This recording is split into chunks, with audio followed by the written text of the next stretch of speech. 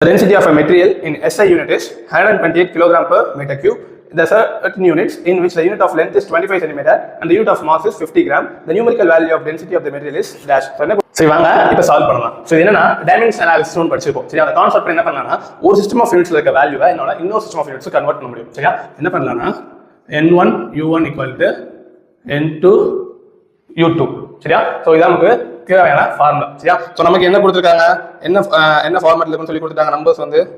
So SI system of யூனிட்ஸ்ல 128 kilogram per metre கியூப்னு இருக்கு. இது இன்னொரு சிஸ்டம்ல இருக்கும்போது என்ன இருக்கா, வெயிட்டோட வேல்யூ 50 கிராம் இருக்கு, டிவைடட் பை லென்த்தோட வேல்யூ 25 சென்டிமீட்டர் கியூப்.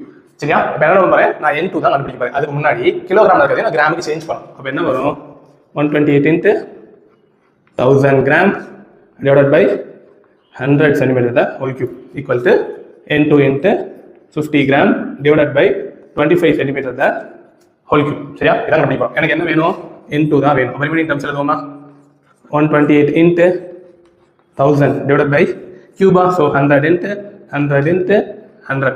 சரியா சரி இது வந்து கிராம்.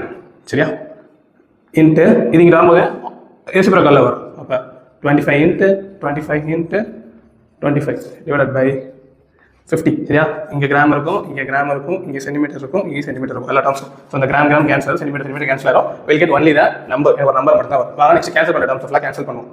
இந்த 2 ஜீரோவும் இந்த 2 ஜீரோவும் கேன்சல் ஆகும், இந்த ஒரு ஜீரோவும் இந்த ஒரு ஜீரோவும் கேன்சல் ஆகும். சரியா ரிமைனிங் 1 டைம், இது 2 டைம்ஸ்.